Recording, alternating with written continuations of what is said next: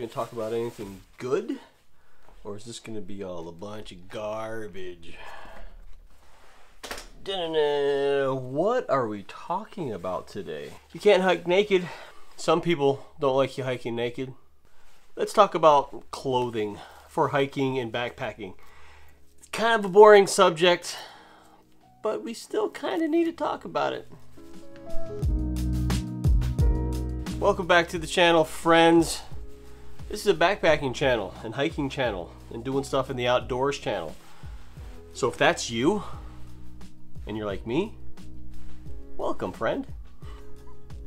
If you're new to the channel, go ahead and hit subscribe right down there, hit the notification bell, leave a comment down below, because this channel is for people like you and me, the cool people, the awesome people. Today we're talking about clothing while you are on trail. Yeah, there's some things that you do keep in your backpack, but these are the things that I wear. Now keep in mind, my videos are personal experiences, all right? What works for me may not necessarily work for you. My logic may make no sense to you, and that's okay. So a lot of these things are subjective, right? And over the years of me backpacking and being outside, this is kind of what I've narrowed it down to. So let's dive in. One of the big layers that I usually carry with me, even on warmer weather trips, and when I say warmer weather, I'm talking highs in the 50s, 60s, lows in the 30s, 40s, maybe even 50s, I still carry a Puffy Jacket, an insulated outer layer. This is by Enlightened Equipment. It's their Torrid Apex jacket. Now this usually stays right in my pack, right in the bottom, because I'm not wearing this during the day. And this system will change as the trip details change. Let's start from the bottom, work our way up. The shoes I'm typically wearing in warmer weather situations, you know, not winter, not the sloppy seasons like this, is a trail runner, non-waterproof. This is the Ultra Lone Peak 5. I know they just came out with a Lone Peak 6. This is a very lightweight trail running shoe, and a lot of hikers and backpackers like myself have adopted this shoe. What I like about it, extremely light, extremely well ventilated, so this not only makes your feet breathe better, but it also allows water to easily enter but then easily exit the shoe. So with a good wool sock in these shoes and you walk through streams and rivers and lakes, these things are dry within a couple of hours, provided it's a semi-nice day. I don't know if these are as cool as everyone says they are. I wish it was thicker. I'm thinking about trying another shoe. Suggestions? Let me know down in the comment. What are you using? I'm 200 pounds, if that matters.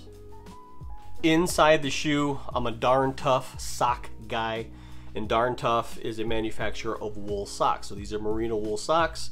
What's nice about merino wool is it's a natural fiber. It's not synthetic. It's naturally antimicrobial. It dries fast, and it's very hard wearing. Okay, so these are on my feet inside the shoe. That's really obvious. I do carry sleep socks. Now, are they always a specific sleep sock? No, not always. Sometimes my second pair of socks are gonna be my sleep socks for that night. So another pair of Darn Toughs sometimes make it in my bag. So I'll wear these during the day, throw these on at night because I know they're dry, and then the next day, wear these while these dry the next day, and then I'll wear these to sleep the next night, and you just kind of keep on going. On the outside of my shoes, I usually wear Gators, depending on the terrain. If it's dry, dusty, and rocky, I usually like to wear the Gators. It prevents the pebbles and things from getting in your shoe. But if it's a nice packed trail that's not too overgrown, I may not necessarily wear these, but more often than not, I'm usually wearing my Gators. These are the ultra specific Gators. They're designed to fit these shoes. Let's talk about privates. Underwear is a huge thing, because if you don't have the right pair of underwear, it could really lead to some problems on trail. For me, being a thicker kind of guy, there's some friction areas that are caused on my body type, right? So a good pair of underwear is a must.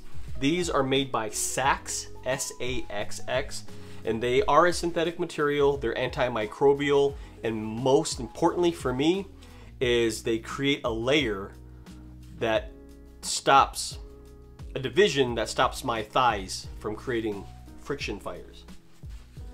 These particular ones are pretty special because inside they have these little dividers. These little dividers actually fit kind of up into your groin, and it separates the franks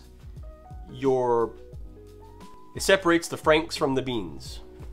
So a good pair of underwear is a must. And I only carry one pair. I don't carry extra underwear. I used to, never wore them. If I had to and I got too funky, I don't get funky. Some people get funky, I don't get funky. I'll just wash these in a river or a water source, let them dry overnight, and I'll put them on the next morning. If they're a little damp, so what? My body heat will help dry it out, you know, on the first few hours of a hike. So I don't bring backup underwear. What I'm wearing on my legs, I don't wear hiking pants typically. I don't usually wear shorts on their own either. I'm a tights guy. I like the compression. I like the protection it gives me on my legs from brambles and thorns and bugs and ticks. You treat these with permethrin, nothing's bothering your legs. And I have a couple different pair, like these are like fancy. I have lighter pair, heavier pair, just depending if it's gonna be colder or warmer on that particular trip. But I don't just wear tights alone. No one wants to see that business. But running shorts, these are literally like a pair of running shorts from Target. They got yes, they have an internal underwear. A lot of people cut these out, they don't bother me. But these are light, they allow for a lot of movement, and there's no belts. It's all elastic waists, which I really like as well. So running shorts over my tights. Continuing up on my body next to my skin, it's a t-shirt. This is a Smart Wool Merino wool t-shirt. Again, going back to wool products, natural fiber, fast drying, antimicrobial. I can wear this for 3, 4, 5, 6 days and it doesn't get funky like some of the other synthetic materials might.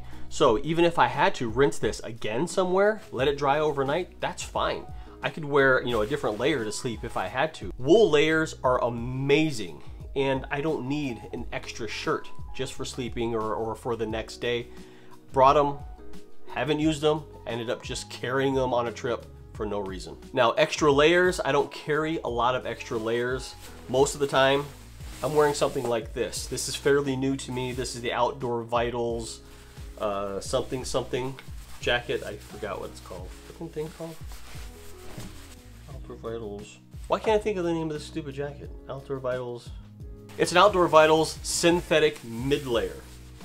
This, more often than not, will be on my body. And if I'm not gonna wear it because it's heating up during the day, sure, I'll take this off and I'll put it in my pack. And yes, it may add to my base weight, but it doesn't start in my pack. And when it starts to warm up, I won't even bring this. Climbing up even more, for headgear, I wear a running hat. This is an Outdoor Research Swift cap, highly ventilated. It really helps keep the sweat and moisture suspended, allowing it enough time to evaporate off of my head. Because I don't know if you've noticed or not, but I'm bald AF. And if I don't have a hat on, the sweat just cascades down into my ears and my eyes and nose. It's disgusting. But this hat helps prevent that. And again, dip this into a lake, rinse it off, dry it out. This thing's dry within 10 minutes. Those are the things that I wear on my body on a backpacking trip. Some of them never leave my body. Some of them will end up in a pack depending on what the day looks like. So get your loadouts together, make sure your backpack is squared away, get your clothing squared away as well, because a lot of these light, fast drying, wicking materials, they're amazing on trail, and it will help make your time on trail a lot more comfortable. Appreciate you stopping by. Leave any questions, comments down in the comment area below. That comment area is for you. Let me know what's going on with you. When's your first trip? When's your next trip? What clothes are you wearing? I'm really curious. Is there a piece of gear that I should be paying attention to? Let me know. I could always use suggestions and improvements on my kit. But again, appreciate you stopping by. Get out on trail if you haven't already. Click subscribe if you're looking to support the channel. Links down below in the description to where you can do that. All right, thank you. I'm going to go outside.